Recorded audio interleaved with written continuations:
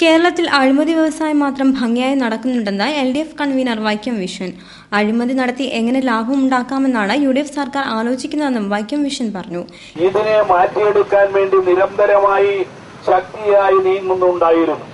എന്നാൽ ഈ ഗവൺമെന്റ് കേരളത്തിൽ അധികാരത്തിൽ വരുന്നതിന് മുമ്പായി കുട്ടനാടിലെ വിഷവെള്ളം കുടിക്കുന്ന കുടുംബത്തിന്റെ കഥയും അവിടുത്തെ കുഞ്ഞുങ്ങളുടെ കഥയും ഒക്കെ നമ്മുടെ നാടിന്റെ മുമ്പിൽ അവതരിപ്പിച്ചിരുന്നു.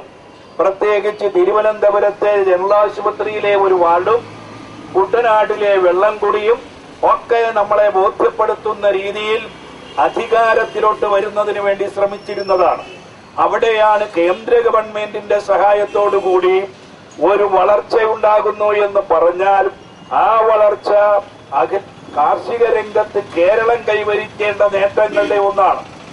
കേന്ദ്ര സംസ്ഥാന സർക്കാരുകളുടെ ജനദ്രോഹ നടപടിയിൽ പ്രതിഷേധിച്ച് LDF ജനപ്രതിനിധികൾ ആലപ്പുഴയിൽ നടത്തിയ കളക്ടറേറ്റ് മാർച്ച് ഉദ്ഘാടനം ചെയ്ത് സംസാരിക്കുകയായിരുന്നു അദ്ദേഹം. മുഖ്യമന്ത്രി ഉമ്മൻചാണ്ടിയും അദ്ദേഹത്തിന്റെ ഓഫീസ് വൃന്ദങ്ങളും അഴിമതിക്ക് കുടപിടിക്കുകയാണെന്ന് പറഞ്ഞ വൈക്കം വിശ്വൻ പൊതുമേഖലാ സ്ഥാപനങ്ങൾ വിറ്റ് കൊള്ളയടിക്കാനാണ് സർക്കാർ തീരുമാനമെന്നും കുറ്റപ്പെടുത്തി. അഴിമതിക്കായി ഏത് സദാചാര വിരുദ്ധ പ്രവർത്തനങ്ങളും നടത്താൻ UDF ഗവൺമെന്റിന് മടിയില്ലെന്നും അദ്ദേഹം അഭിപ്രായപ്പെട്ടു. CPI ജില്ലാ സെക്രട്ടറി P. തിലോത്തമൻ MLA അധ്യക്ഷത വഹിച്ചു. സംസ്ഥാന ബജറ്റിൽ ആലപ്പുഴയെ അവഗണിച്ചതിനെതിരെയും വിലക്കയറ്റം നിയന്ത്രിക്കാൻ സർക്കാർ നടപടികൾ സ്വീകരിക്കാത്തതിനെതിരെയുമാണ് LDF നേതൃത്വത്തിൽ ജില്ലാ ഭരണകേന്ദ്രത്തിലേക്ക് മാർച്ച് നടത്തിയത്. EMS സ്റ്റേഡിയത്തിന് മുന്നിൽ നിന്നും ആരംഭിച്ച മാർച്ച് കളക്ടറേറ്റ് പടിക്കൽ സമാപിച്ചു.